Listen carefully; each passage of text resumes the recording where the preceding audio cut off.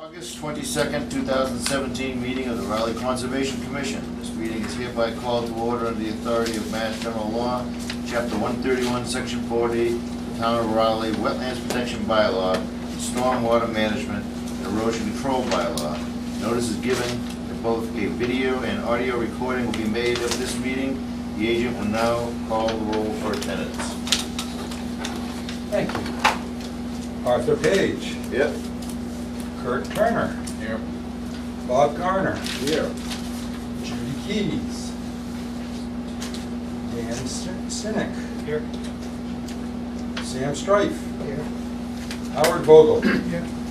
We had a quorum present, Mr. Chair. All right, so we'll start off with administrative, with payroll and/or vendor bills. We have some vendor bills. Accounting department wishes us to consolidate the Bank of America charges on as few pieces of paper as possible. Put them all, Well, so we have the ones for the notice of intent account, plus the postage for mailing permits.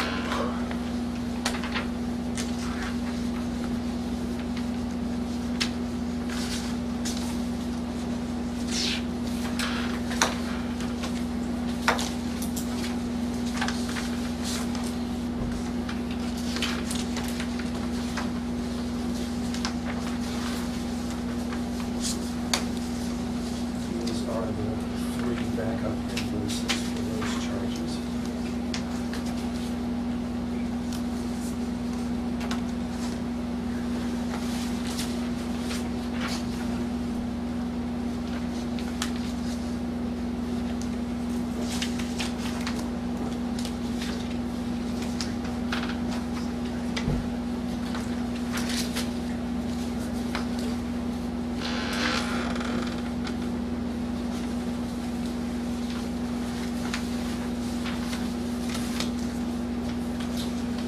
And this is for the charges that are on our expense account, which was some postage for mailing back those baseline reports to the state, and some ink cartridges for our printer. Thank you.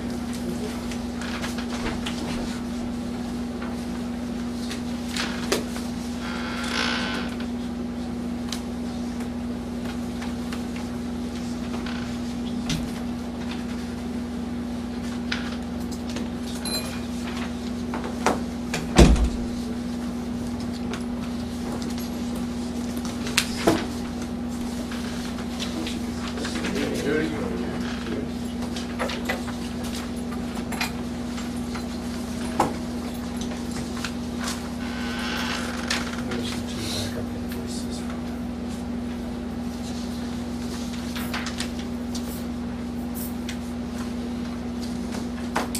So they make less paper left for the accounting department, but it makes me shift more paperwork here than you.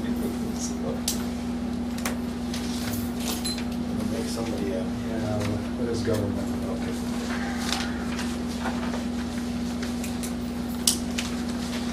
Takes care of our vendor bills. all right. That brings us to the minutes. We have three sets of minutes here. August 1st, 2017, March 4th, 2014, March 25th, 2014. We'll do them one at a time.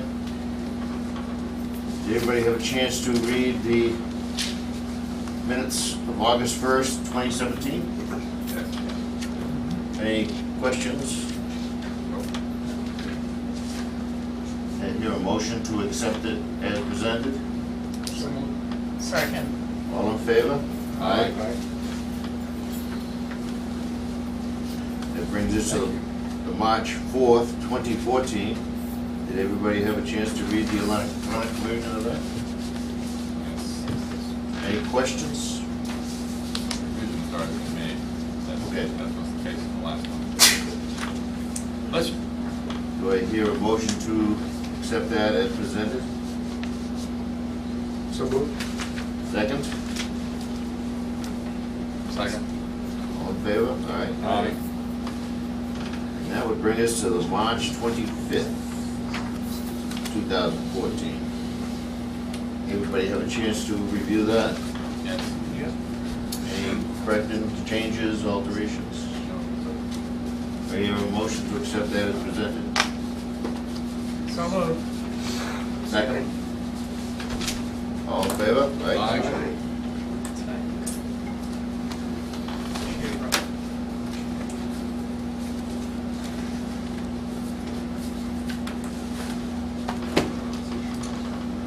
That brings us to our next item,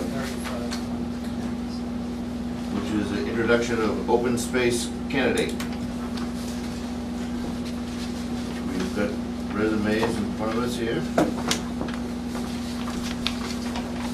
I believe you do. You should have my resume. Hi, everyone. Jenna Hay. Please stand up, come on. Come on back up. Yeah, I'll start right back up. I trust you have my resume. Yes. I did bring a few copies in case you need one. So, introduction, as you can see from my resume, I currently don't do all of the work that's in that resume. Currently, I'm a realtor, but my point in trying to get on the committee here is a little bit more serious than that. As you can see from my resume, I'm a very transient person. I've lived all over the country.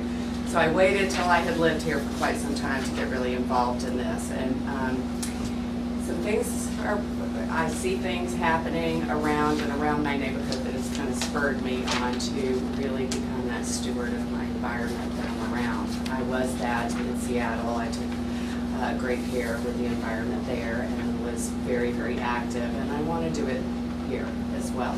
So that's why I asked, I put in my request for one of the committee positions in there. I consider myself to be a steward on a daily basis. I take care of my environment and I take a personal responsibility in water resources and our conservation and our heritage and from what I've seen, so do you. And so I want to be a part of that, but I also want to prevent others from destroying what I see destroyed around. So when I go for my walks with my dogs, I'm not always happy with what I see. So I want to be an active participant in that.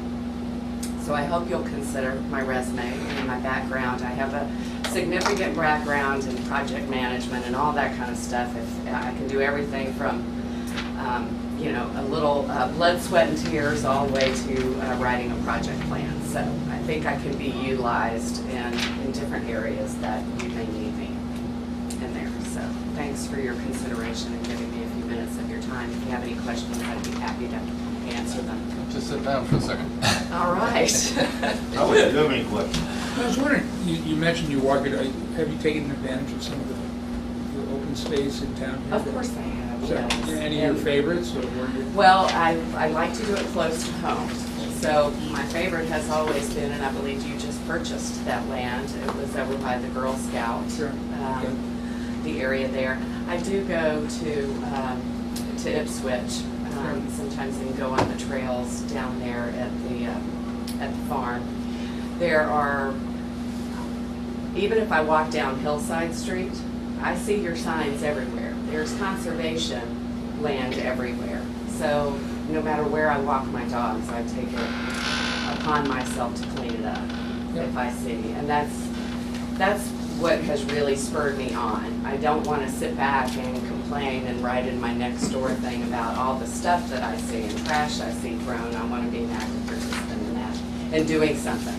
I think that speaks a lot louder than just, soapbox. Yeah. Very impressive resume you have there. How do you pronounce your last name? Hague. Hayden. It's really Hog, but in America we say Hague. It's, yeah.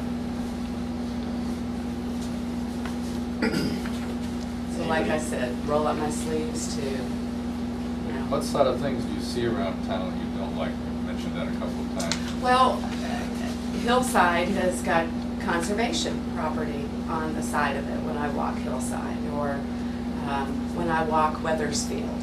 I see Weathersfield. I see people, sometimes I've seen dumped Christmas trees.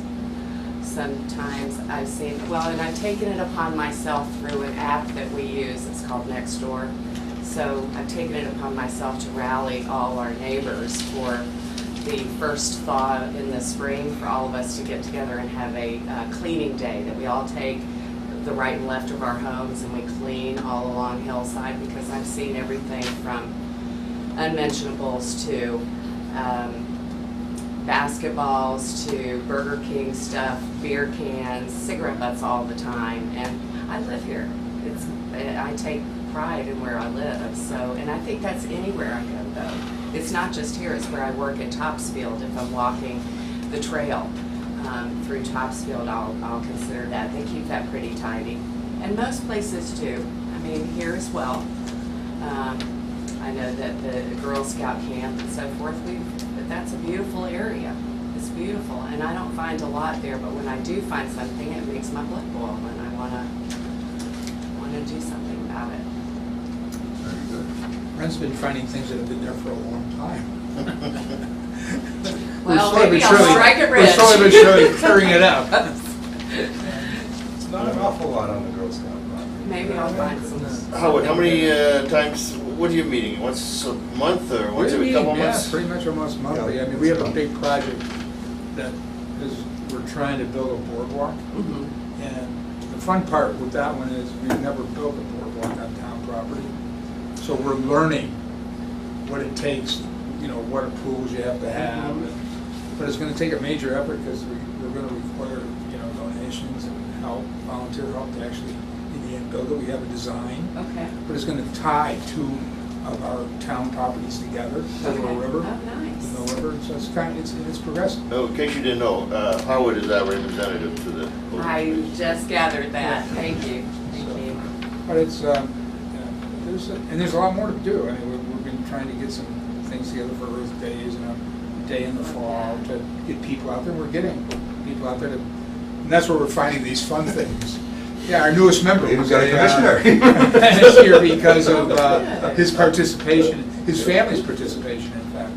So, we're doing stuff, but there's a lot more we can do. I think so. Really. And I just think it's great to be a part of such great people like that. Anybody else? I've Do I got a hear couple a of- motion? I've got a couple of curiosity questions. Oh, no. Not the resume. Yes, Mr. Turner. I hope all the spelling is correct. Yes. I'm just curious how you happened to wind up being a realtor in Topsfield rather than Raleigh Well, or is it- Newburyport. Well, Raleigh Realty wasn't hiring, and I decided not, Newburyport was a little inundated. So I wanted to go to a place where there was a lot of experience and a lot of seasoned agents, and we have a small group that's very seasoned and they know the area. They've been selling one of them since 1960 something. So it's nice to hear. I'm a historical buff too, so I'd like to go back and experience what it was like in not the 60s. I'm talking about way back. Raleigh is an interesting town, and I try to educate people, even though they don't really like to hear too much of it when they're thinking about moving to Raleigh. My other question is that, given your impressive background here, going back to the Navy and your training expertise, I was wondering what you think of the latest situation with regard to the head of the Navy saying that the 7th Fleet is not ready, needs to start training all over again. That strikes me as a bit of an absurdity, an SYA kind of thing. Won't hold you to any comment on it. Yeah, I think there's opportunities for each one of the branches of the military to maybe provide a little bit more training and equipment and so forth for our servicemen and women. Are they have to call you back? You know, I tried to go back after 9/11, and I was over the age limit at that time. Now they've since raised it since 9/11, but yes, I did. Absolutely. Thank you for your service. Thank you. Do I hear a motion? The motion would be to recommend the candidate for To the select- consideration by the Board of Selectmen, who's the appointing body. So moved. Thank you. Second. All in favor? Aye. Thank you. Good luck. Thank you.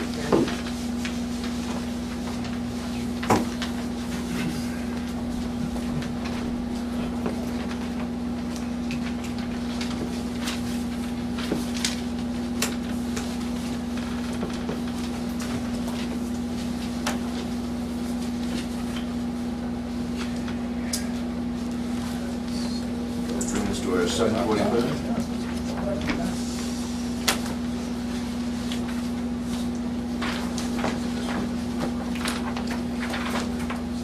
This is a legal notice of the Raleigh Conservation Commission. In accordance with the Wetlands Protection Act, Mass General Law 131, Section 40, as amended by the Town of Raleigh Wetlands Protection Bylaw, a public hearing will be held on Tuesday, August 22nd, 2017, at 7:45, Room 5, the Town Hall Annex, 39 Central Street, to consider the notice of intent, application filed by John Sullivan Jr., for proposed demolition of existing building, construction of a portion of subdivision roadway, and installation of an infiltration basis possibly within 100 feet of bordering vegetated wetlands, and DEP approved groundwater protection area zone 2 at 42 Newbury Road, map 5, parcel 40, Raleigh, Mass. And you guys have the floor. All right. Good evening. Greg Hockmuth from Williams and Sparagus. And John Sullivan's here too. John's the applicant and property owner. We're here for the notice of intent filed for the project at 42 Newbury Road. I'm sure everybody knows where Newbury Road is. This is an interesting lot. It's got a funny shape. It goes way back. I'll show you the locus here. It goes way back in this area here. The bulk of the work is proposed where we have the word locus. I'll go back to this, and that's this area here. The property is currently home to an existing dwelling here, very large barn, and then another residence over here. So two pretty large buildings and a single-family house, and the whole thing is pretty much in an altered state. There's gravel driveways. There used to be a horse riding ring back there. For several years, it was used as a contractor storage yard. So everywhere on this lot where we're proposing work is in a previously altered state.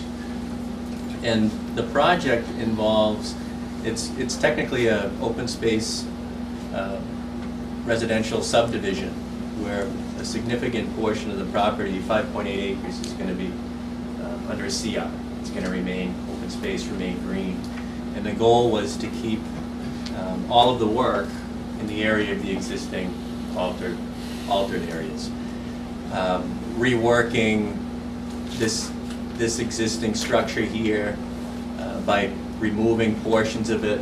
At the end of the day, it will be 2 units. Adding 2 new residential units, adding a garage to the existing house, and then a modest-sized subdivision roadway. We're before the planning board. Larry Graham is reviewing this. We're still awaiting comments from Larry. We're here tonight for a few reasons. There's bordering vegetated wetlands adjacent to the property, and the buffer zone extends onto the site, and portions of the project are within the 100-foot buffer zone of the bordering vegetated wetlands. But we're also within a zone 2, which is a protected resource area, as Brent politely reminded us, in the town of Raleigh. Pretty much between my hands is within the map zone 2. And there's also a small area back here, which wasn't shown in the original plans, but there's a small area here in the back where we're proposing some work within priority habitat. So because of that, we've had to submit this to Natural Heritage as required by MISA. We're still awaiting comments from them. We anticipate a no-take letter from them. It's very minor work in an area that's currently a stockpile, so we're basically regrading the stockpile. So we're hoping to get comments back from them soon. We do have a file number from DEP. They did issue a strange comment. Yes, So show the commission your wetlands crossing. Yeah, so because this is an open space development, we're required to show a yield plan first on what we could do by right.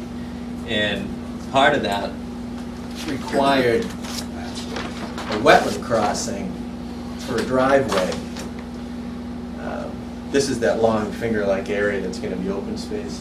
We'd have a cul-de-sac, and then we'd have a driveway going back to a dwelling back here.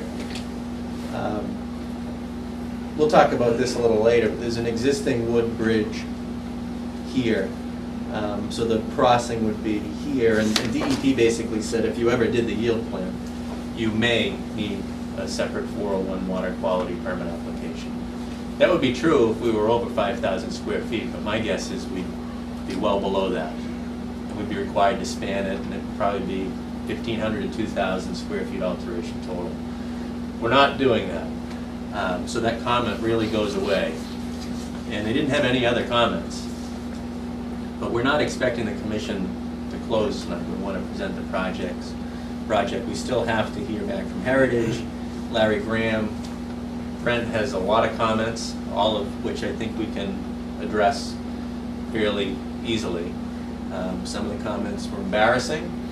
We had the wrong town name on a couple of documents. I'll fall on the sword for that one. But at the end of the day, there's probably a net increase of impervious, I think roughly around 7,000 square feet plus or minus.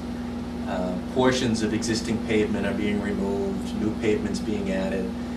The roof area for the buildings that are there now versus what's being proposed, it's almost a wash, because we're removing some of this, we're removing this giant barn structure, we're adding these residential units. It's a slight increase, but we've done through our stormwater management calculations is proved that it complies with the DEP stormwater management standards. Because it's in a zone 2, we had to beef things up a little bit, so they did take that into account in the design.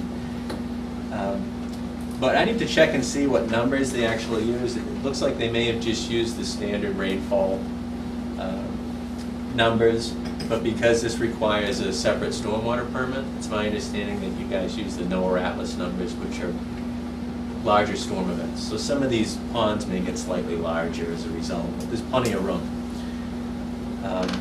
We'll be putting new septic systems in for these units. We did soil testing. The soils were really good.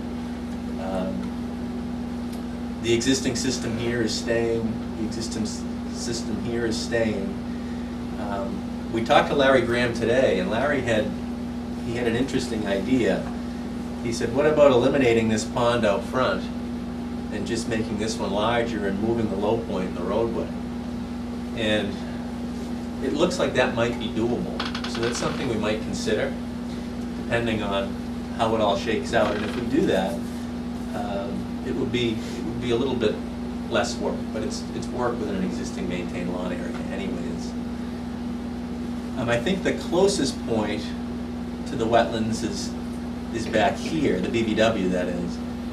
And I brushed upon this when I first started talking, but this building right now is really a big rectangle. The proposal is to cut off this hatch mark section, cut off a chunk back here and cut off a chunk back here. So we're actually removing square footage of building from the 100-foot buffer zone in that BVW. Did you say that was gonna be a duplex also? Yeah, there's gonna be 2 units there. And that, the septic service system that's in there would be adequate to service those 2? No, we're gonna put a new system in for this unit. We're gonna have a septic tank and a pump chamber, and it's gonna pump it up over here. And then we've got a septic system here for this unit, septic system here for this unit, and reserve areas for all 3. During the site walk, we talked a little bit about the fact that we were in a zone 2. And really the interests that come into play are the quality and quantity of the groundwater and surface water, and we need to make sure we protect that. We're taking up some area with impervious surface, so Brent suggested putting in some infiltration units for the increase in impervious with respect to the roof areas. We think it's a great idea. We have room to do it. So we showed them on a revised plan. I brought copies of those tonight, Brent. But we showed 3 rooftop infiltration units. They still have to be sized, and we'll show the calculations that will support the sizing of these units. This unit here, we didn't show tying into a subsurface infiltration system. There's currently a dry well on-site. We need to see if that's large enough to handle this roof. If it is, we just assume tie into that. We might need to make it slightly larger. If we can't do that, Brent brought up a good idea. What about some drip trenches? That would work also. But either way, we'll show the commission what we're proposing to do there. What was this subsoil? That's all sand, isn't it? So over here, the soils were really good. It was all sand. Right. Out front, John, when you did the system for your existing All house? sand and gravel. Yeah. Coincidentally, the hilly sections through here, and then up in here, really dense, rocky, Right. more rock than dirt. And then all the hills, and valleys of sand and gravel. Yeah, we had really good perk rates. The water tables weren't that low, so we had to account for that. Why are you bothering to clean up that tail end piece? Oh, over here? Yes. Just to tighten those grades up a little bit, to give some room down in here, create some usable space for yards, essentially. Right now, the slope comes down to here. So we're proposing to pull the grade back to here and then go up roughly 3 to 1. And one of the comments that Brent had was, well, what about vegetating this slope? In the landscape plan, it's tough to read, but it does show a few trees back here. We'll provide some clarity to show you exactly what we're proposing on that slope.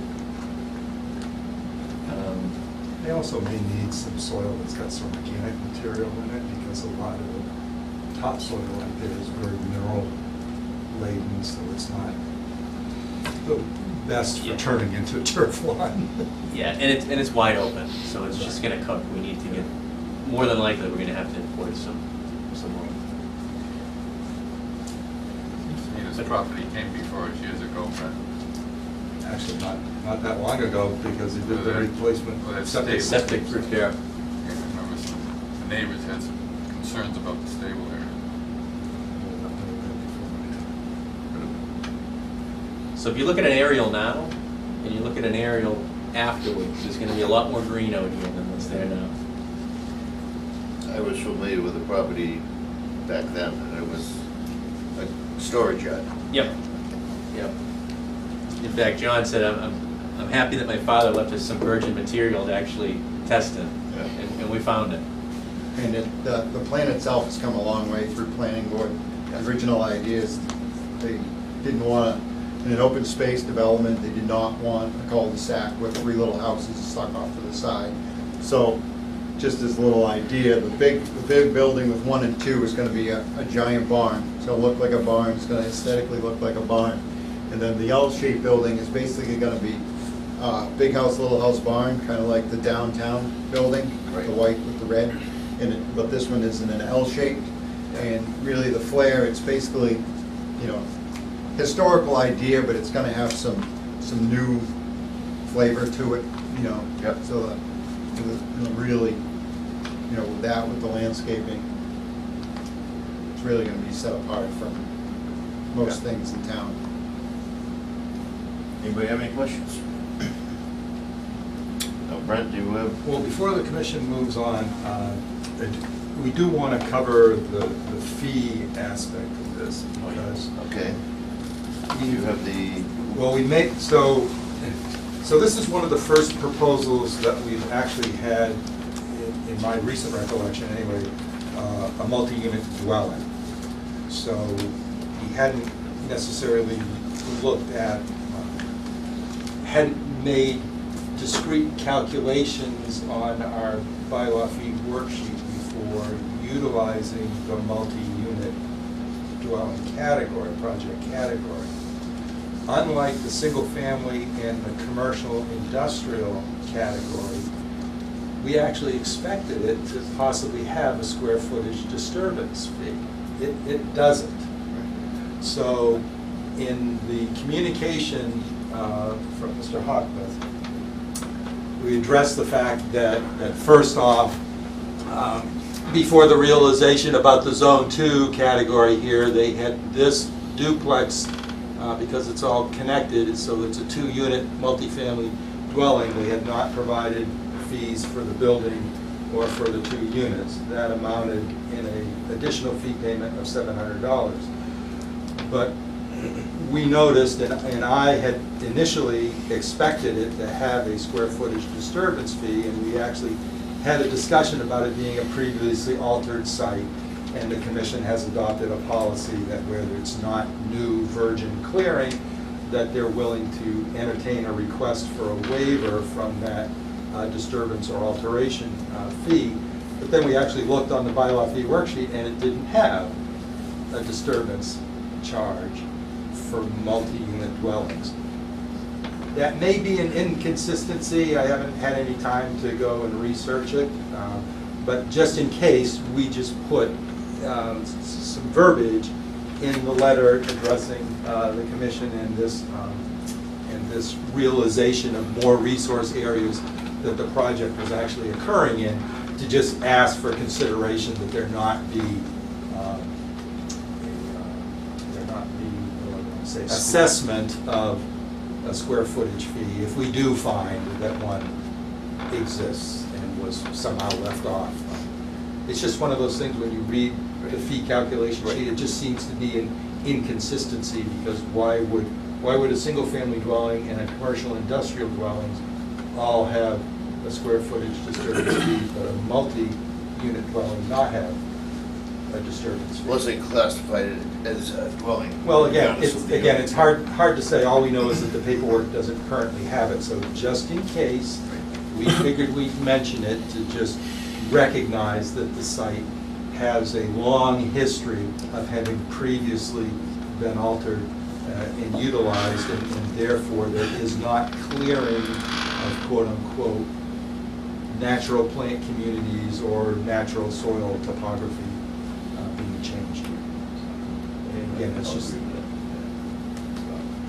just to mention that. Was that your only comment on this, or? Oh, well, no, as I mentioned to you, he managed, on the NOI, we've got an almost 3-page memorandum, and then for the stormwater, which will be a separate hearing, we've got comments in regards to that. But a lot of it is very easily capable of being addressed by small modifications. Some of it is just some omissions from the plans. You can go over the individual points in it. I did want to just talk about open space and first off, the bridge that has been documented as being out there, which apparently has been provided by abutting folks from abutting properties who decide to access the woods roads on this property without necessarily seeking Mr. Sullivan's permission for them doing so. I don't know if you guys remember, I was in here a couple of years ago, and I had requested permission to cross it by 2 steel I-beams. The steel I-beams have been removed. You know, we ended up doing a couple test holes in the spring. I don't know, in the spring at some point, so they've been removed. And basically, John will do whatever the commission wants him to do with this bridge. You want him to pull it up, he'll pull it up. So there's 4 2x6. Anybody using this for, Jimmy, your property's out there, right? And what Herrick's got some land out there? Yeah, I mean, most of the time, you know. So nobody's using this for it? No, I mean, I hear occasional four-wheeler out there, comes down the hill, goes through the woods, goes over towards Jimmy somewhere, occasionally, mostly mountain bikes, and I know there's some hunters that have tree stands out there, but beyond that, Snowmobiles? no, we snowshoe out there in the winter, but there's really no snowmobiles out there. All right, well, So this was never permitted, this never came before the commission. This also, as I tried to mention in the memorandum, it actually ends up being a liability for Mr. Sullivan, and will be a liability for the homeowners association that ends up quote-unquote being the landowner on it. When we were out there, we just had a brief discussion about removing it, And then looking at the fact that, well, since he can't, there's no way to legitimately monitor that area or to close off access from folks coming through these cart paths, woods roads or whatever.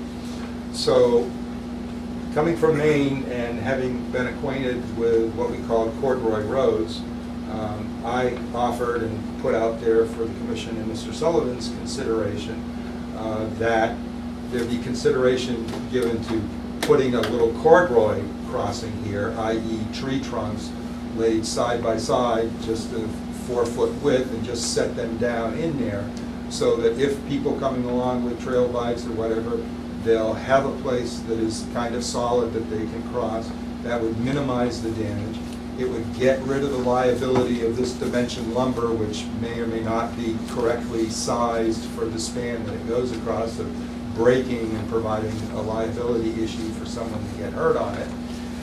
And it would then also direct folks to actually using that area. There's other places there where you can see in the past, before this bridge got put in place, where they crossed and tore up the bordering vegetated wetland, because of course that's mucky, organic, soft soil that those very severe ORV or ATV tires, tear that kind of muddy surface all to smithereens. So, and this is just offered for consideration that it be put in the permit as not a requirement that Mr. Sullivan has to do it of his project, but just give him the provision, if he wishes to take advantage of it, to do that. Just for clarity's sake, so this is a bridge that was built that is sitting on their land, Yes. that other people are Right. effectively trespassing to Yes. use. Yes.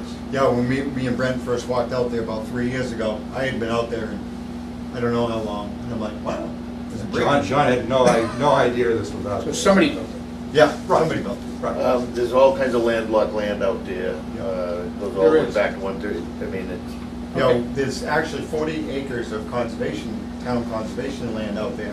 Then there's actually 40 acres of a developer-owned land that's actually been developed at the town level, but hasn't been built because 2 contractors are fighting and one can't get to their property and blah, blah, blah, blah, blah. Okay. The horses use that, or the hunt people? What's that? Not as much anymore. We pretty much ran the roofs with the It would horses. not and that- structurally over that way. hold a horse. no, you wouldn't use that. No, it may be approximately wide enough that they might trust it. but You it's guys not- must have rode out there. Yeah, Yeah. I mean, our barn, we used to ride out there, and then when Mr. Iris, before they built Wilson Pond, he had the horses, so between the 2 of us, we really were the only ones with horses out there.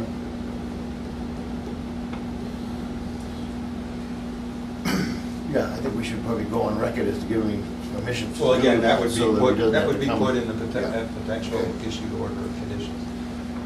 Is there anything else? Yeah, other than, there is one thing. Now, I did not cover this in the memo, because, let's see if I get the right, see if I can find the right, shows. Yeah, jeez, this is not cooperating.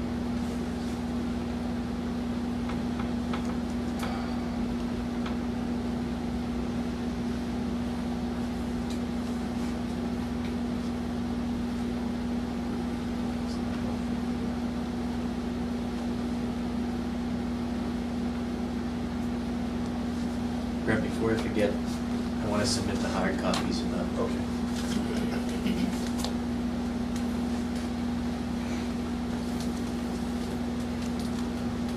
Help me out here, where is the plan that has that path?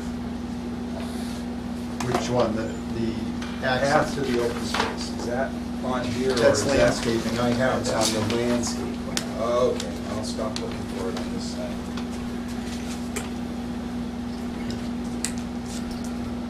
I can probably highlight roughly where it is. No, it's okay, I got it now that I know where to look for it.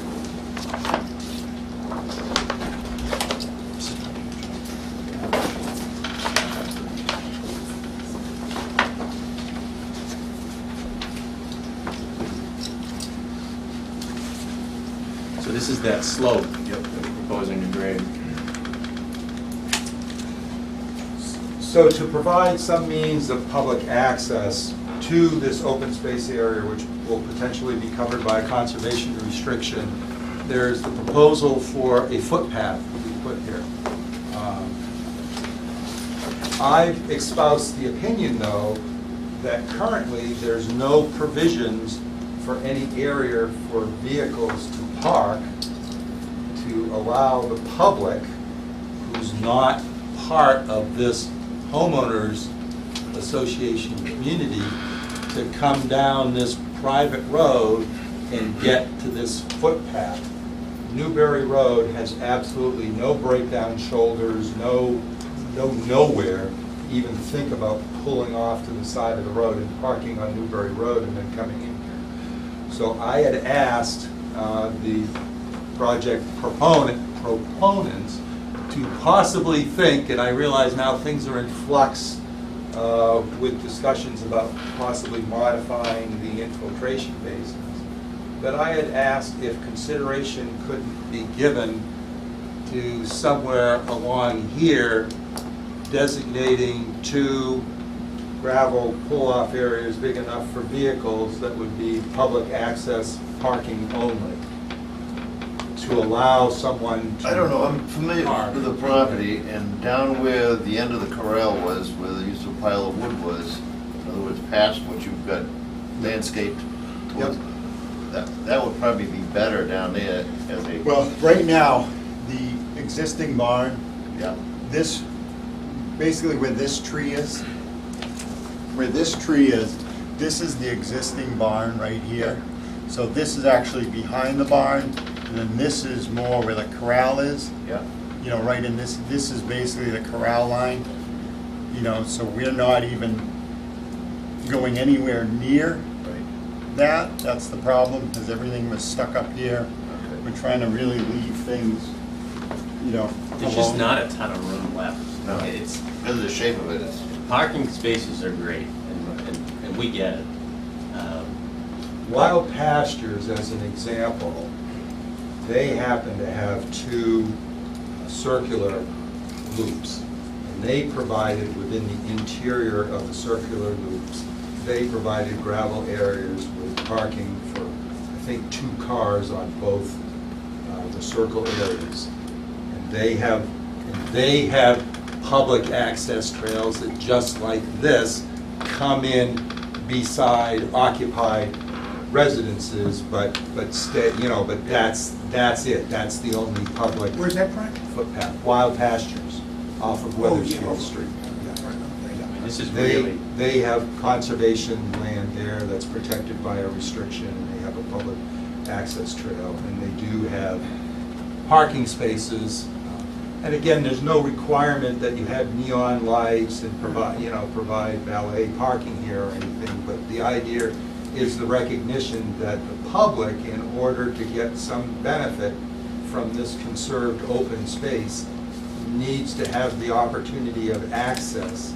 And just like in the days of horse and buggy, where you'd be talking about having a hitching post, 1 or 2 out there, in today's world where vehicle transport is mostly how you get around, the request is for consideration of somewhere, appropriately cited, just very minimal gravel parking spaces to be provided so that the public, if they wanted to, could access that trail to get out. Is this public access now, or is this just a matter of people trespassing? No, it's private property. They come in through the back most of the time, you know, between Wilkes Road, you know, the Townsend Farm Trail that's out there, and, you know, there's a whole trail map I put together from It's the an front. ad hoc thing. Yeah, I pretty much. mean, and You know- it's private property, I guess. If I lived there, I wouldn't want this. Even like But the I'm ice, not against the idea, and I think, you know, Brett's offering, you know, a proposal here that makes a certain amount of sense. I just don't understand why the homeowners on this property want to open that up for public. Because Well, they're giving a restriction. they're seeking the ability to have this protected by a conservation restriction. And the commission will be called upon to make a judgment as to whether this conserved open space is actually providing value to the community, both in its protection of natural resources, Gotcha. but usually also in the fact as to whether any other citizens of the town have the ability to experience the enjoyment of those protected natural resources. Just So- for clarity, that protected area, is that just the gray area I'm seeing there? Or does it go farther? It's farther, that's only 4.8 Yeah, acres. there's a long, huge rectangular. And so how close does that get to that other town property? We abut it. Here, but's it. It's Oh, it does? contiguous. We're in so a butter. We abut Oh, 30 so that would acres. open that up? Yeah, yeah. See, what the planning board is called on me. Oh, that'd be cool.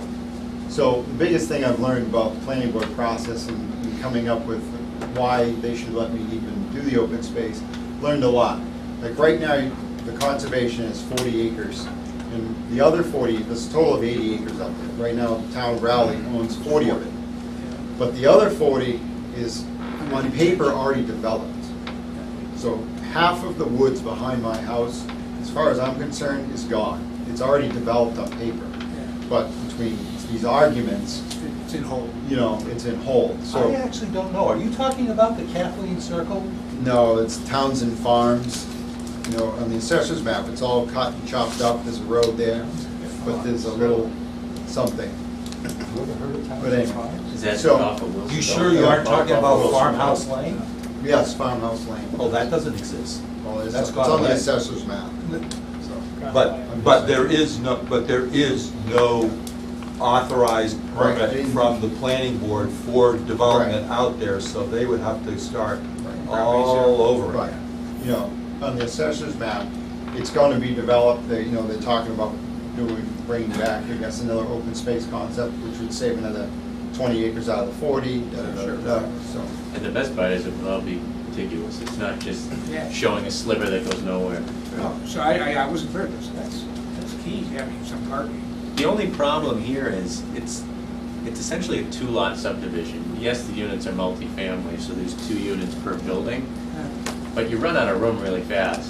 I think if you try to, Except if your infiltration basin goes away up there.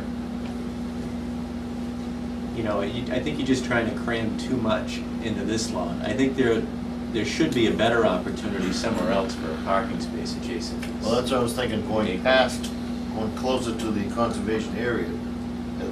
Just a trail right down there, put the parking down there, but it doesn't And then you're even. near their house. Yeah, we'd have to do more of a roadway, and then this slope goes up pretty high, the septics are over there. I forgot about septic. I mean, I know, we live at Raleigh Country Club, and we have a lot of people that come in and walk our road, they walk our path, and I think it's really kind of nice that we have that. So I think being able to become, but you do have to But have that kind that, of. you know, as far as wherever you want to provide parking, if you want to do that. Well, give access to well, that. actually, the question here is because it's not within the commission's purview to necessarily require this, but it certainly is within the commission's purview to make the comment to the planning board that they would like the planning board to discuss with the applicant provision for some parking so that there's the opportunity for The access to the public other to land. get to that footpath. Well, it's definitely something we'll consider. It'd be very nice of you to do that. And the shape of the driveway has been condensed and condensed and condensed because the planning board didn't want to see too much hot top. You know, they wanted to squish it down even more, so Well, it used to be a lot bigger than that. this is actually slightly bigger than what it is, but, you know, because the road's 20 feet wide, my driveway now is 16 feet wide. You know, it's just reconfiguring what's there for the most part. I've had a lot of brick pavers to cut down on the hot top, and, And one thing too that John's done is he wasn't asked to do this much landscaping. This is something that he wants to do. And I said, are you sure you want to show it? Once you show it, everybody thinks you're going to do it. He said, I'm going to do it. So the landscaping you see here, it's well above what's required for.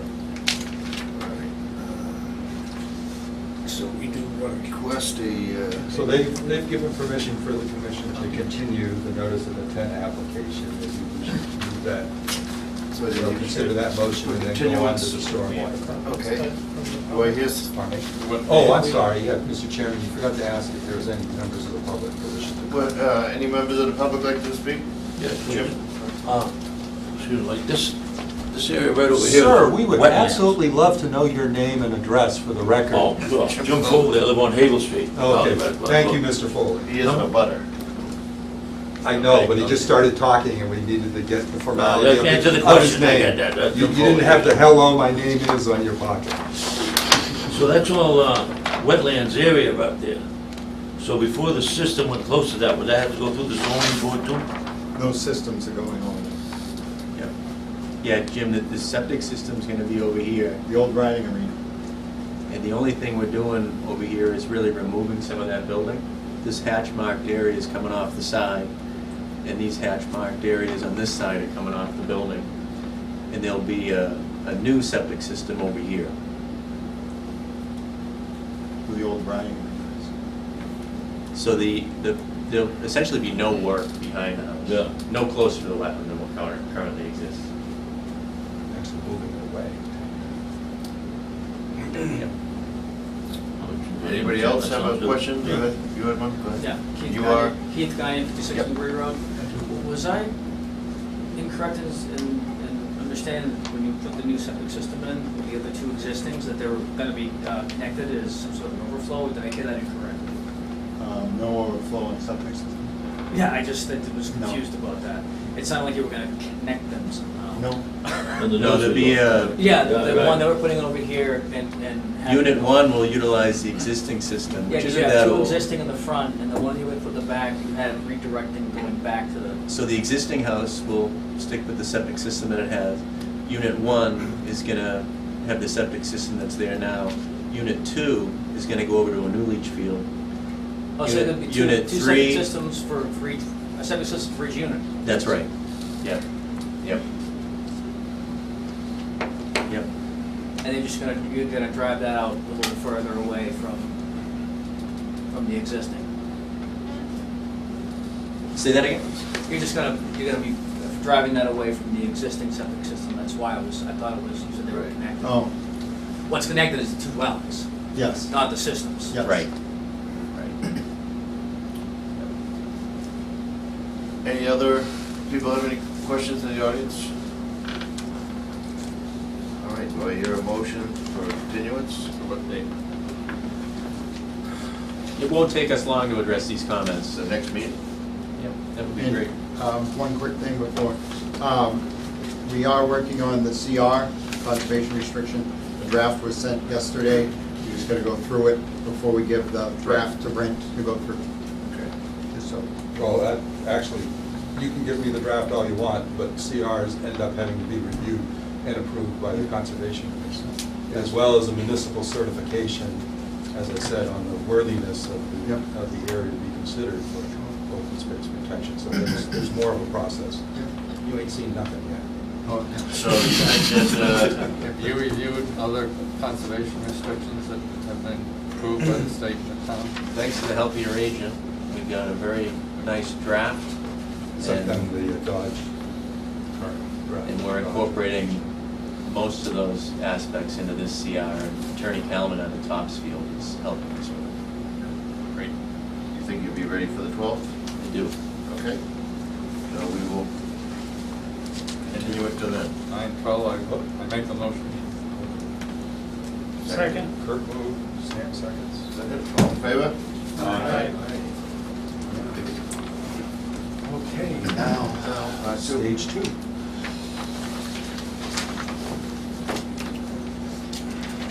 This is a legal notice, Raleigh Conservation Commission.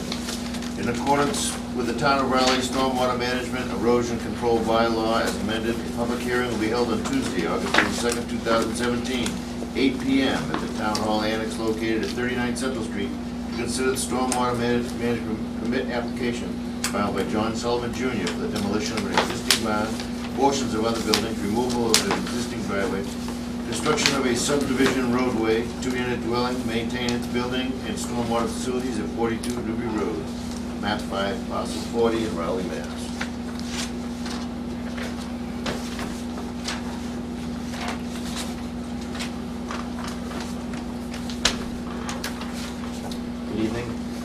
talk with again. So we filed a stormwater management and erosion control application for this project. A lot of the comments that were discussed in the review of the notice of intent submittal come into play with this as well. But Brent had gone through and gave us additional comments, 13 additional comments. I had a chance to read through them. Again, I think they're all comments that we can address, and we fully intend to, well in advance of the continued public hearing. But I'd be happy to go over anything you'd like me to.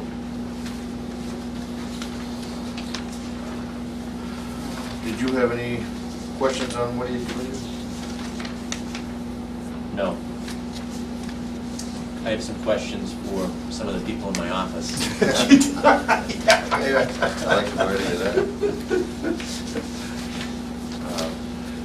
So just for a brief explanation for the commission, and maybe this will translate to some of the public too, who wonders why we're having two permit hearings for the same project. So with the Wetlands Protection Act and the Wetlands Bylaw, and this was a little bit hard, so the 100-foot buffer zone to bordering vegetated wetland line, which is like there, and then over here, and actually it ended, my recommendation was that it go out to the road, because I think it covers all the infiltration basin. And then the zone 2, which roughly one edge is there, all this is zone 2, and the other boundary is, right up there. So that's jurisdictional.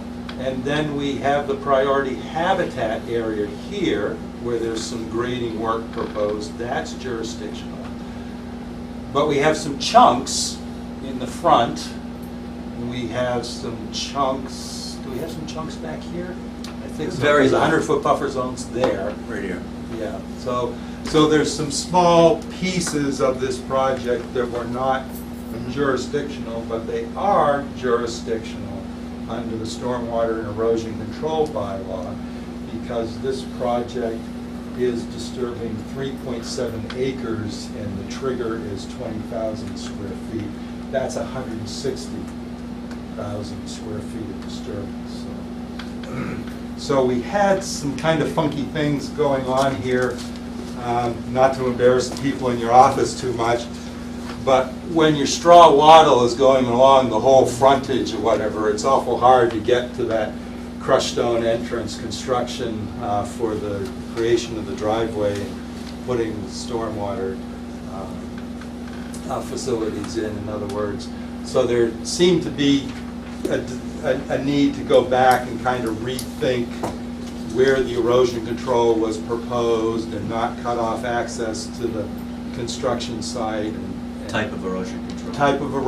But the type of erosion control was kind of a minor detail. They had straw wattle, and for a project like this, which I'm sure is going to have phases, the compost bar mulch stock is going to be much more durable, long-lasting in it. What inch diameter does the commission like to see? Well, I think what you're going to find is it's like 9 or 10 inch, I think, that is commonly. It starts off that. Yeah, commonly around. And that would be okay? One have the ability, you have the ability Well, to it's double not- stack that. Well, for the soil Okay. stockpile, we would, have that combined with silt fence because of the height of the material. And I think you folks, again, because there wasn't a legend with the symbology, I got the feeling that the thought was that there was both wattle and silt fence, I think, because there seemed like there was 2 concentric circles around the soil stockpile on the swept plan type of thing. But yeah, but those are just kind of minor things. And the other bigger things are the fact that in Zone 2s, the commission prohibits the utilization of sodium chloride of rock salt, does allow other alternative ice preventive treatments. And are those listed right in the regulations, what you typically like to see? Not necessarily, that's why you've got my memo that says it. Yeah, we've But, been specifically, through is this it before. Yeah. calcium chloride, is that something that's typically allowed? Yeah. Yeah. Yeah, actually, John can actually probably show you his certificate of compliance from the installation of his septic the system there, because I bet you we gave him some ongoing conditions that have those typically incorporated in them. Fertilization for lawn care is low nitrogen fertilizer, slow release, so that's usually the organic type. Spill kit's still in my garage. Spill kit, well, you know, the spill kit is a requirement for the construction phase, and that's also in the SWEP plan anyway. But we specifically condition it with the parameter that it's got to have the capacity for treating the gallonage of the fluids that will be there in the cumulative construction vehicles that are involved. Doesn't do you any good to have a 50-gallon spill kit and have 150 gallons worth of fuel in your equipment sitting on the site. Just for sake of clarification for public purposes, Zone 2 refers to a well field zone. Has nothing to do with the wetlands per se. The groundwater aquifer that provides the drinking water that goes to our well fields, number 5 and number 3, off of Boxford Road in that area.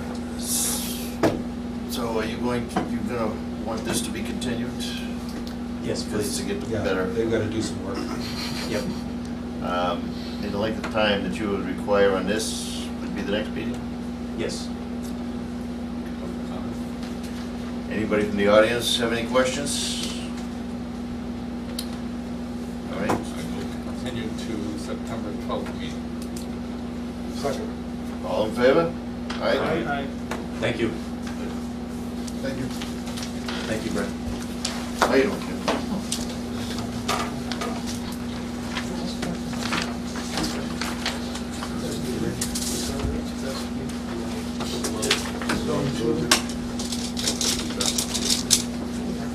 From the town.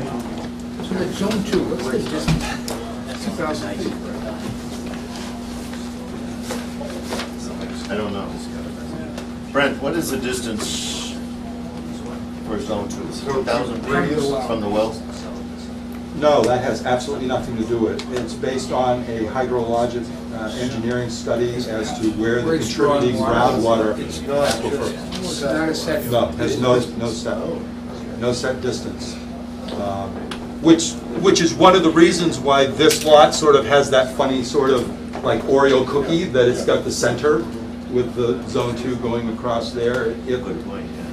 When you look at it down in that area between Newbury Road and Boxford Road, in some cases it looks kind of like an amoeba Yeah. with different sort of protuberances or whatever. And again, it was based on a geologic engineering study. Who's responsible for mapping that out and maintaining the map of that? The town hired Haley and Ward, I believe, to prepare the maps that ended up being reviewed and approved by DEP based on what I found. So would they do that typically before they do the well? Put your well, in other words, you have a plan site for the Well, well? you're required to do that for public drinking that water supply. mapping. Yeah, you're required to do that because you need to protect that area. So this is also in the municipal water supply protection district, which is even bigger than the groundwater areas. What's Zone 1? The direct contributory area around the wells. Is there a Zone 3? No, I don't think so. no.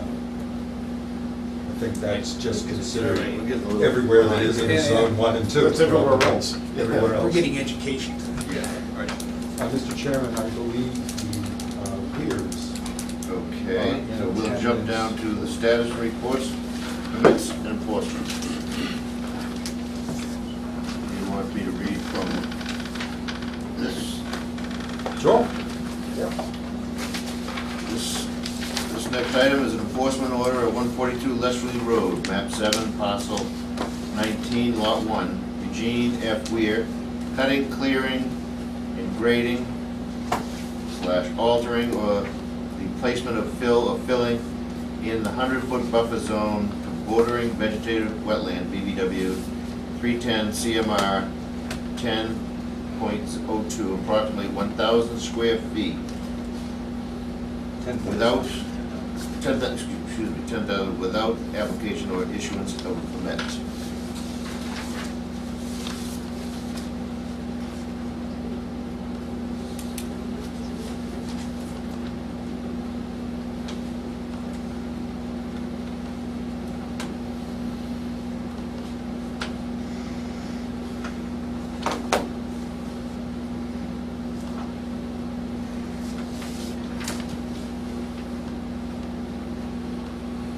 So the commission recently had an applicant, Mr. Ward, submit an application for 152 Leslie Road, which in the process the commission normally utilizes for consideration of applications had me travel down Leslie Road to visit their property at 156, I believe it was. And so, traveling down Leslie Road, this was the view that I saw, which was large piles of boulders, a clear view from the frontage of the roadway access, almost directly to the residence with just a few remaining white pine trees in the area, large piles of either dirt or compost, large cleared area. The records for the property that was developed by, I think, Rabbit Hill Development in 1987 actually showed, let's switch.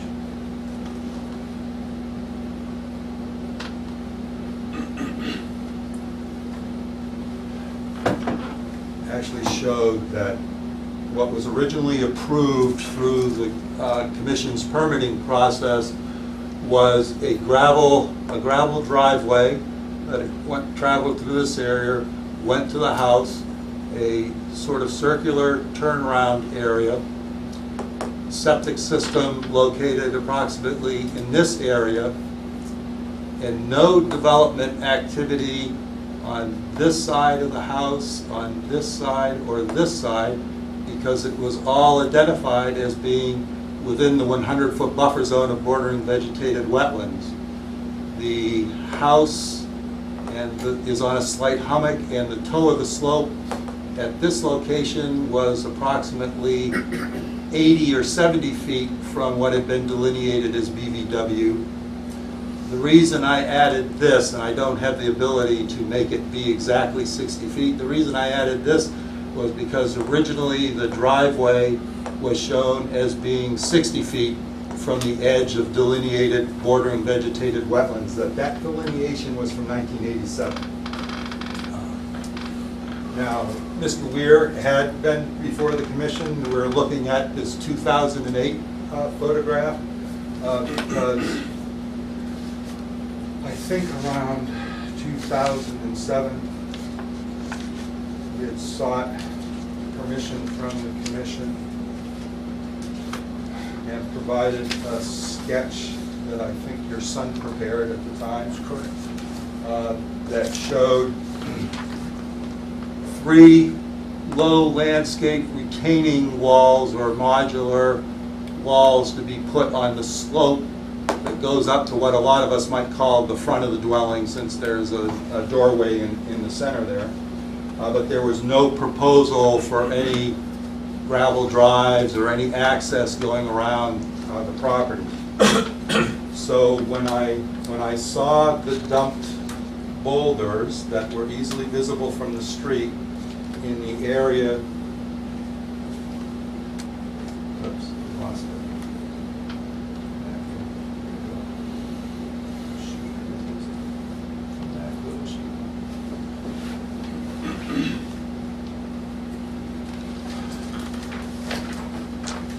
We just did aerial photography on April 29th.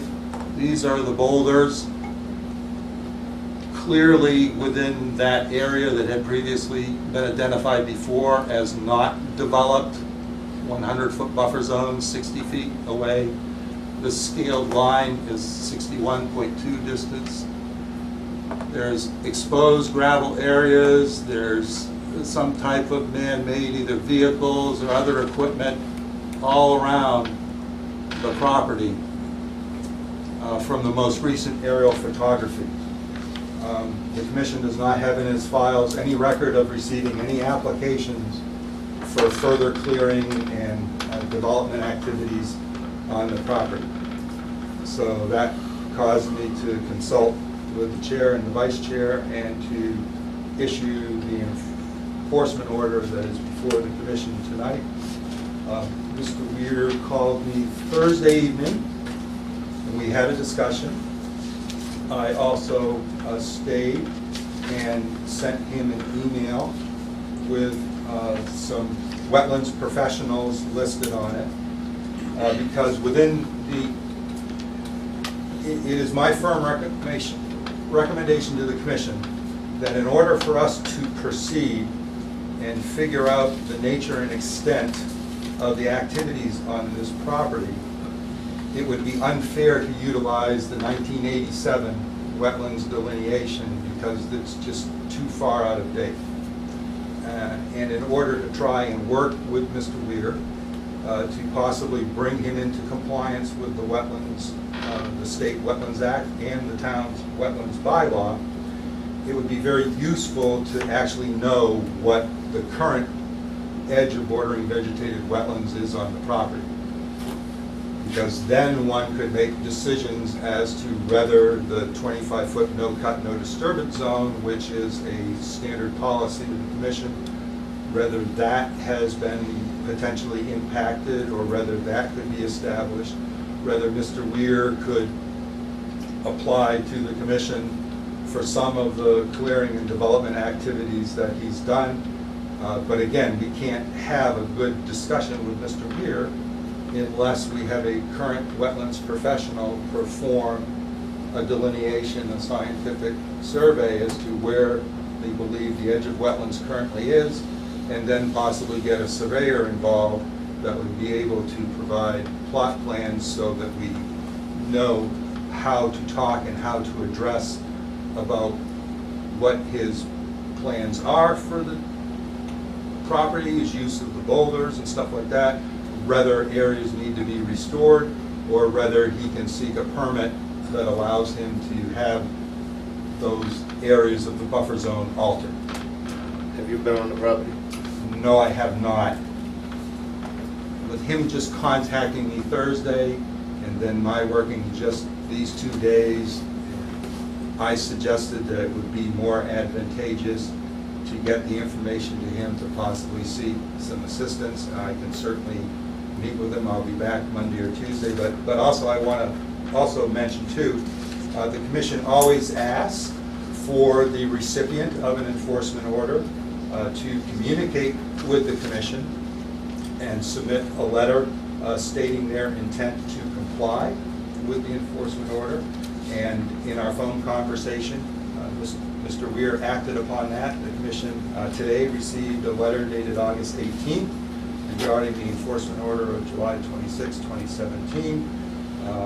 Dear Mr. Bazelak, I apologize for not responding with your initial request, but I misread the letter I received and was not aware of the deadline and request to be present at the meeting on the date stated. I will make an appointment with you immediately for you to visit my property and of course will comply with any corrections I need to do. I am not aware that I have violated the wetland. I have no intention to not work with the Conservation Department, in correcting this matter. Truly, Eugene Weir. And Mr. Weir is present tonight. Is that Joe? Yeah. Hi. Okay. Now, this was not going to be able to be done real fast. No, so let me read, Yeah. okay, so the commissioners all have the enforcement order in front of them. So, actually get my copy. And so, on the first page, B, findings found that an activity has been or is being conducted in an area subject to protection under 131, section 40, or the buffer zone without approval from the issuing authority, that's from the commission, i.e. a valid order of conditions or a negative determination. Further findings were other, the activity is being conducted in violation of the Town of Rowley's Wetlands Protection Bylaw. C, an order under the bottom of page 2. The property owner, his agent, permittees, and all others shall immediately cease and desist from any activity affecting the buffer zone and/or resource areas. Then the next one is resource area alterations resulting from said activity shall be corrected in the resource areas returned to their original condition. The next third item is a restoration plan shall be filed with the issuing authority on or before October 10th, 2017 for the following: wetlands delineation and survey plan for property prepared by a qualified professional subject to Raleigh Conservation Commission review shall be prepared to quantify the nature and extent of resource area alterations and impacts. Then it goes on the third page to say complete the attached notice of intent. I sent a notice of intent to Mr. Weir. And for the following: restoration of altered 100-foot buffer zone to BBW, replanting and establishment of 25-foot no cut, no disturbance zone as required by the Raleigh Conservation Commission. And then finally, the property owner shall take the following action to prevent further violations of the Act: arrange a site inspection with the Raleigh Conservation Commission staff prior to the meeting, so we've deferred that a little bit. Installation of protective erosion control barriers for all non-stabilized soils and sediment, including bare soils. That would be something we've determined at the site visit. Engage the services of a qualified wetlands professional subject to Raleigh Conservation Commission review. Impacted resources to be restored. Period. Submit a letter stating intent to comply with the enforcement order by August 7th, 2017. Cease and desist from any future altering or filling. Attend the RCC meeting of August 1st, 2017. Contact the office. We're a little delayed here, but Mr. Weir's here at the meeting. Some of these things that I put in there are a little presumptive. As I said, the first step is a qualified professional. So Mr. Weir has some competent professional advice, and so the commission can then work with Mr. Weir and figure out if stuff does need to be restored, or if there's stuff that with proper permitting, Mr. Weir can be allowed to have occur on his property. Okay with that at this point? Yeah. See what happens. I guess I have to get wetland scientists, come in, Engineer, yeah. flag my property to find out what the buffers, is that what I'm? Well, to find out where the edge of bordering vegetated wetlands is, because then the buffer zone is measured off of that. No, I Then- need that bad, because I mean, I've never known, really, to be honest. I honestly, there's ferns, Right. things like that, and I guess to do it correct. And get It's to your benefit, it really is. Right. And the thing now is we're coming up with trying to get the finances together to get, because I don't know what it costs. Does anybody have an idea? Well, that's why I gave How you many those acres? folks to Right. contact, so that you Well, could get first some of all, quotes from them. I didn't want to get into the thing and not have the money up front to go do it. So now we're getting to a point now where we're able to get some money together to contact people to get this stuff. How many acres do you have? I have 18 acres of wetland. I have what I call a small parcel that I want to use for my house to do things, and it's become between neighbors over the years or whatever, if I cut the tree down. Because it's not the first time I've been here. Yep.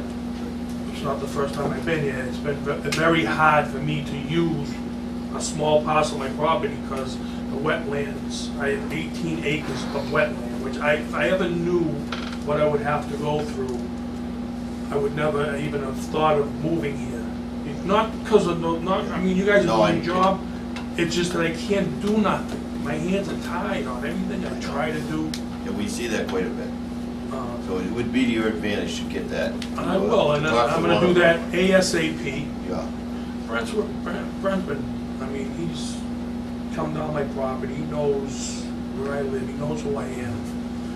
The problem is, I have to know What- ahead of time with you when you're planning to do stuff to be able to guide you to The right, go the proper course of action, so. which is what we're gonna do now, I'm gonna have the land flagged, is that what it's called? Yep. Flagged? And, cause there's flags out there now from the people that built next door, Right.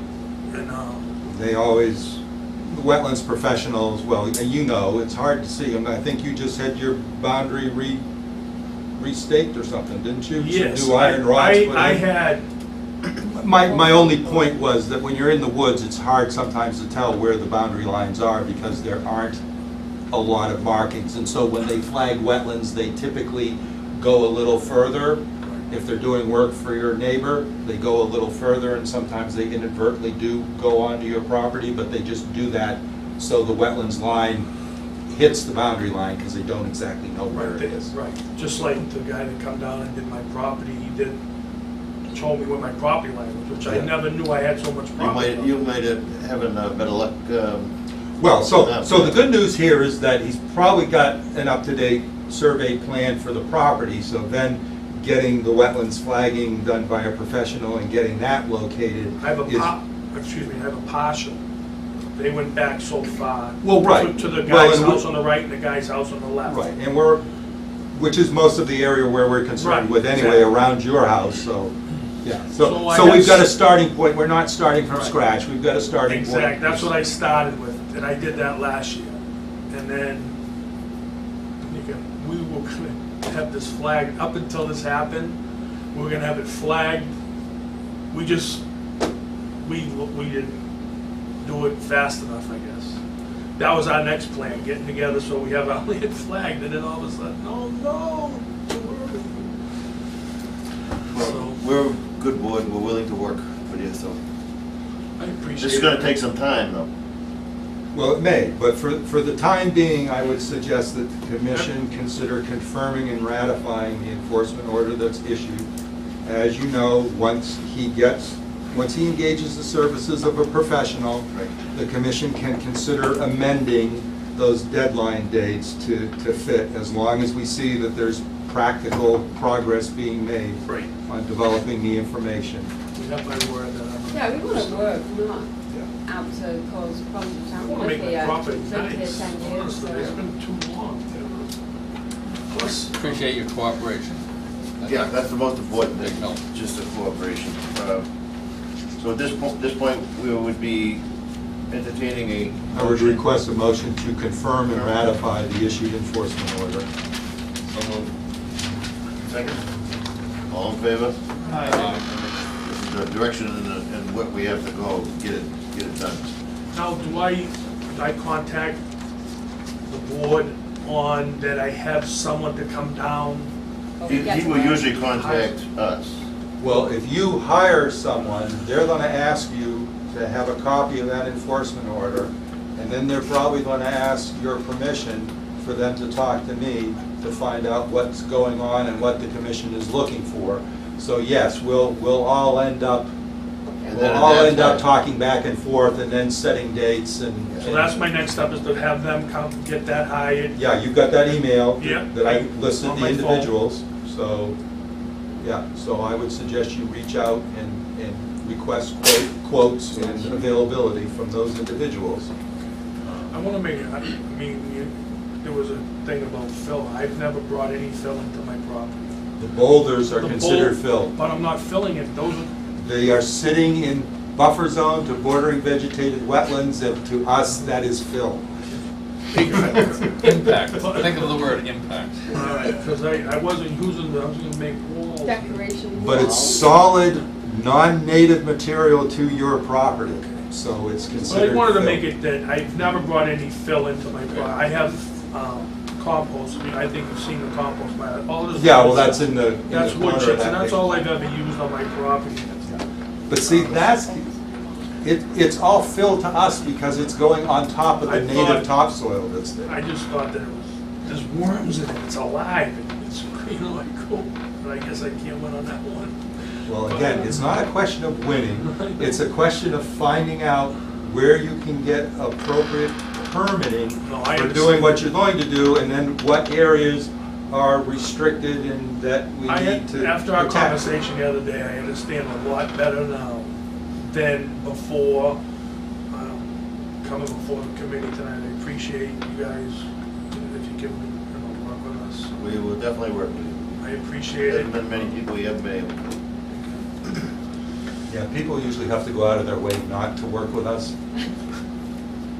They do. Okay. Really?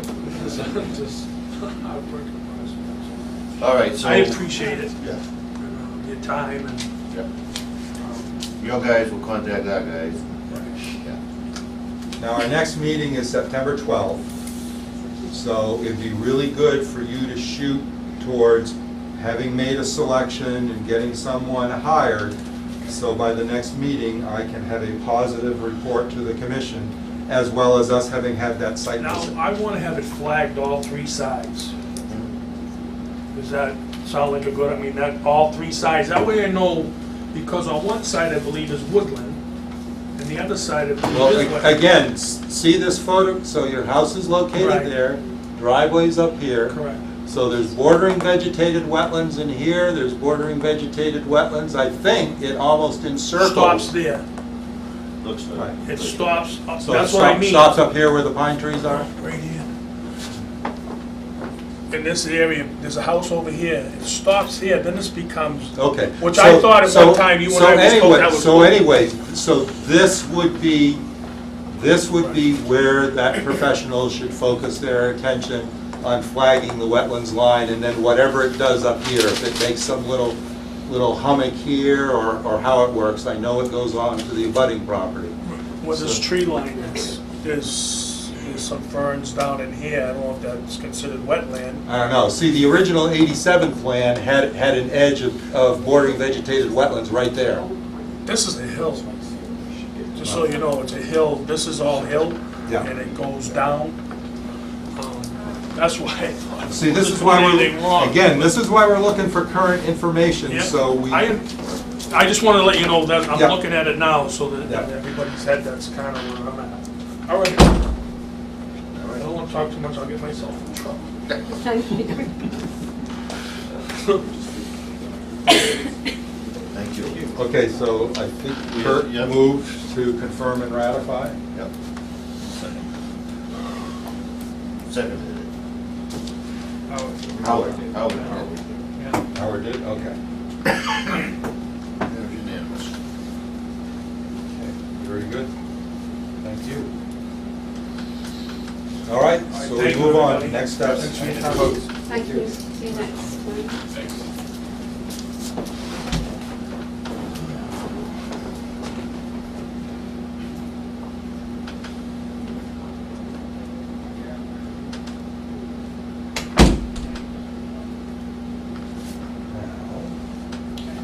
We're up to the certificate. Oh, not yet. Oh, you're gonna sign. No, I need to request autographs. Exactly.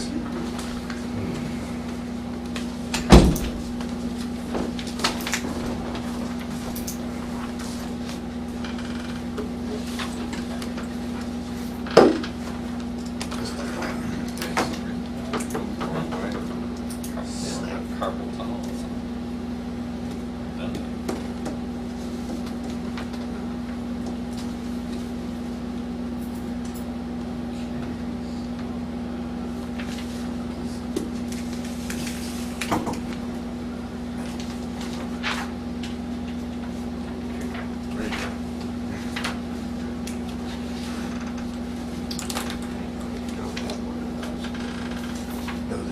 Good, thanks.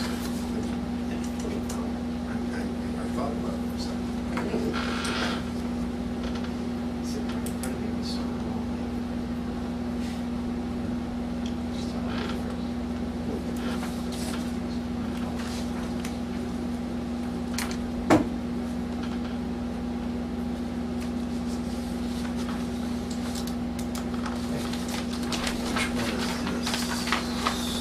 This is Spirit Realty, 150 Newburyport Turnpike. It used to be 144 at the time. So this arose, the commission had recently issued an emergency certification. This is the Off the Vine restaurant location. Oh, yes. And the commission had issued an emergency certification in response to their request about whether they needed a permit or what to do. I discovered that the original order that was issued for the installation of the septic system had never been issued a certificate of compliance. So we have a request for a certificate of compliance. And I've researched the file, and the Board of Health issued their certificate of compliance for the installation of the septic system, and obviously we know it's just been repaired and brought back up to speed. This order of conditions, let's see, when was originally issued December 14th, 1995, and there are no ongoing conditions.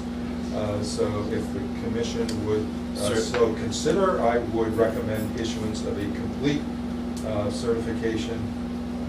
The project is completed and allow us to issue this so they can record and close their order. Do I hear such a motion? Second. All in favor?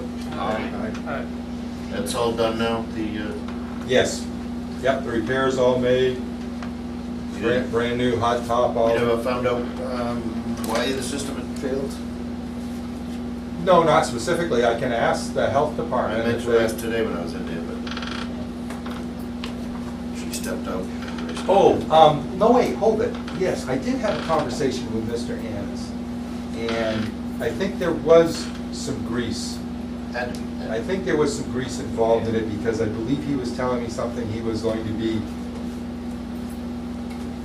much more focused on the operation of the restaurant. He had some different verbiage for it, but that's how I'll put it in the public sector. Can I go get a pizza there now? No, they were closed. Yeah. Yeah, but I wasn't gonna go.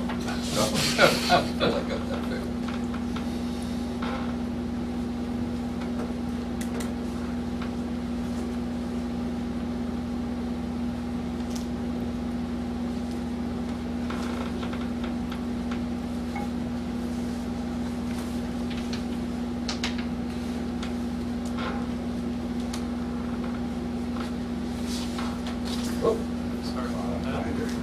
Thank you. All right.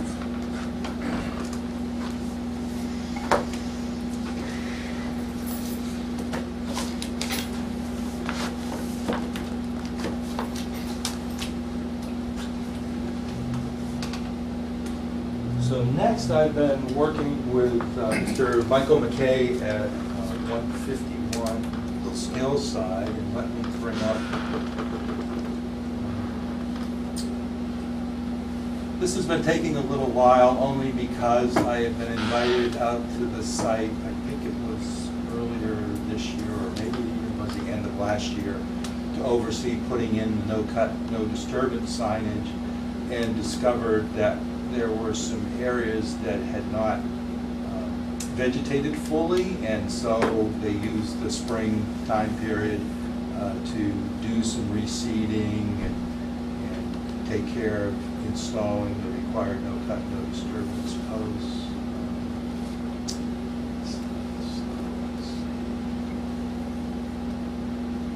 Let's do nice pictures.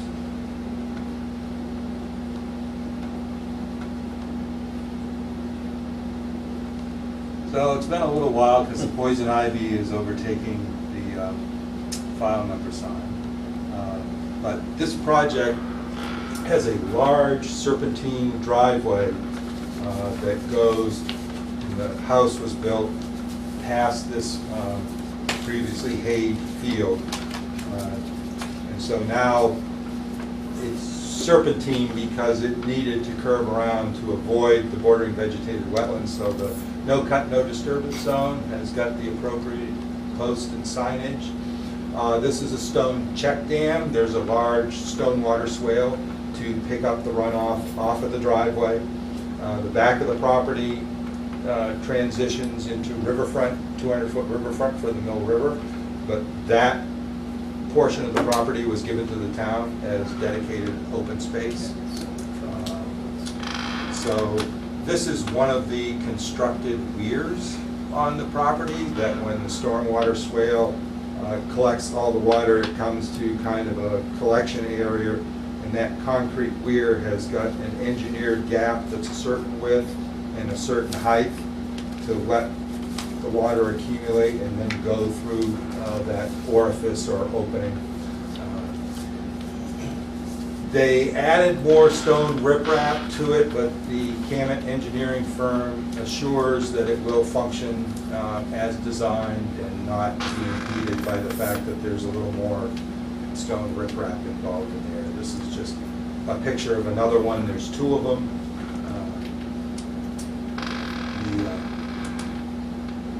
The field is extremely lush. This is one of the areas that needed supplemental seeding. They had put some silk fence that obviously they bought from Lowe's, Home Center.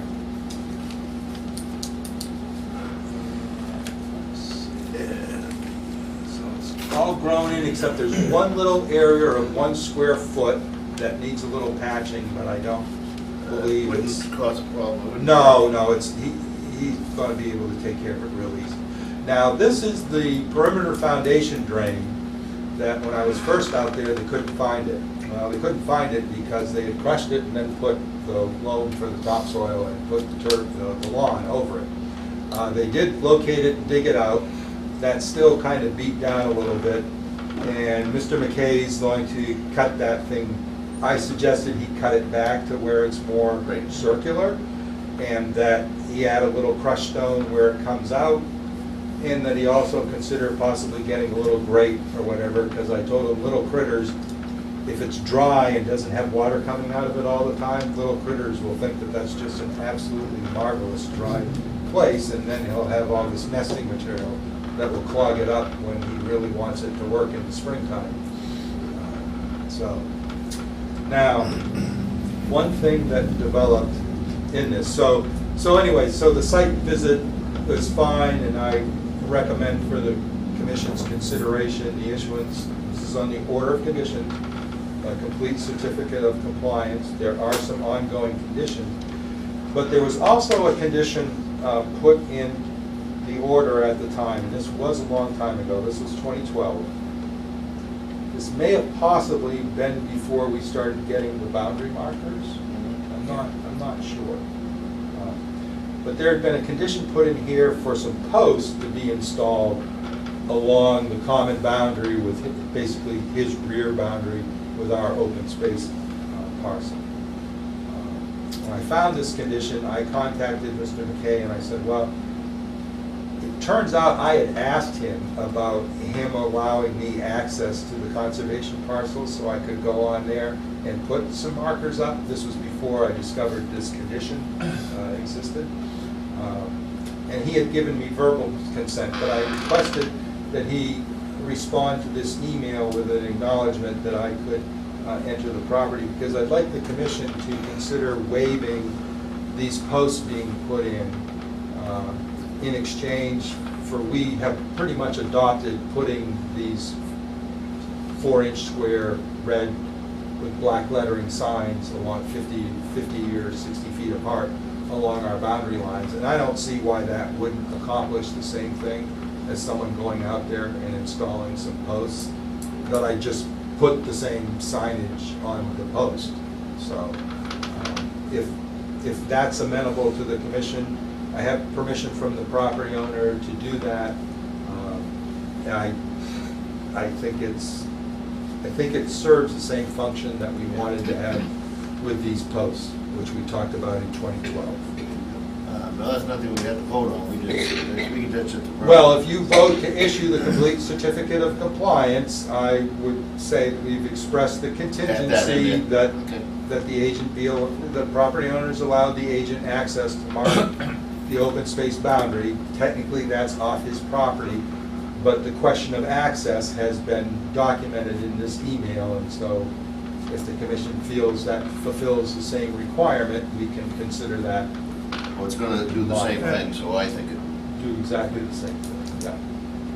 What do you put your little red signs on? From on trees, live trees. Okay, I thought this went through open land. Oh, no, this is forested. Okay.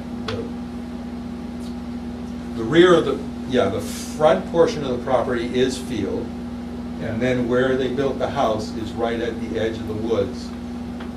The conservation parcel is then his rear boundary. That's also where the 200-foot riverfront comes up. So we've kind of got the 200-foot riverfront area of the Mill River is now conservation open space land, and it's forested.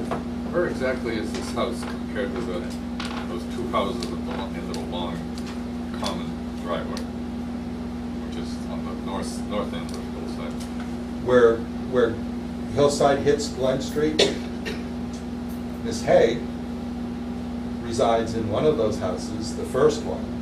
And then the second house, then there's an open field area, that's Conservation Commission open space. And you can't tell because it's still field, but then there's Mr. McKay's driveway goes down through. There's woods, there's a little screening of woods up on the street level, but then you look down and you see it's all open field.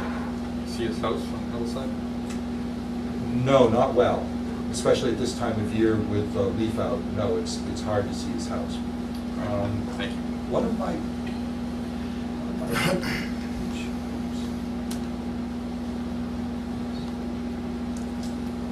So this picture right here, it's really hard, but you can actually see some of the little white trim around some of his windows. His house is right there.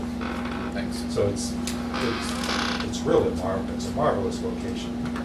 Very pretty piece of property. Do I hear a motion to issue a certificate of compliance with the stipulation of the signage And ongoing conditions. on one condition? So moved. Second. All in favor? Aye.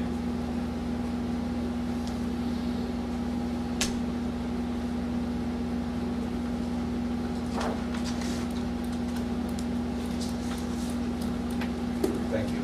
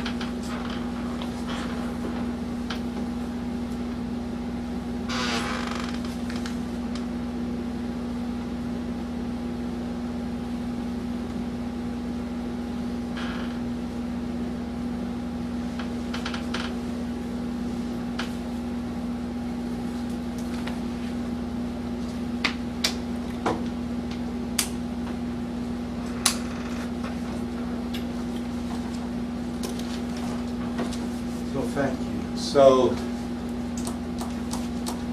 this is one of the few single-family residence construction projects that because of the length of the driveway and the disturbance, it triggered a stormwater permit. So, there's a request for a certificate of completion for a stormwater permit. I kind of covered some of the stormwater features, you know, the weirs and the large swale and stuff. But there are a few ongoing conditions for his project too. Actually, they mostly focus on properly maintaining those weirs and the swales, and also restricting the use of sodium chloride and allowing alternative de-icing chemicals on the property. So it's all vegetated, everything's fully functional, and we have professional certification from Camet Engineering. So if the commission so choose, I would recommend the issuance of a certificate of completion for a stormwater permit with ongoing conditions.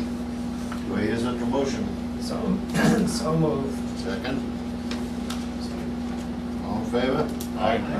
I'm sorry, who seconded? David?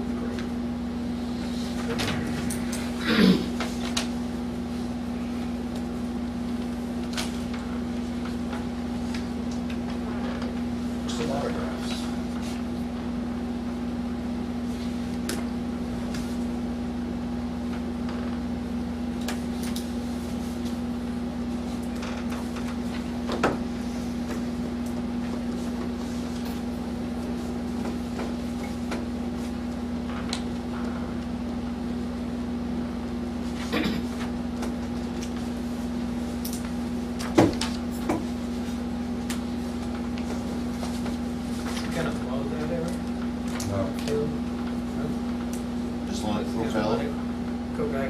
trees then?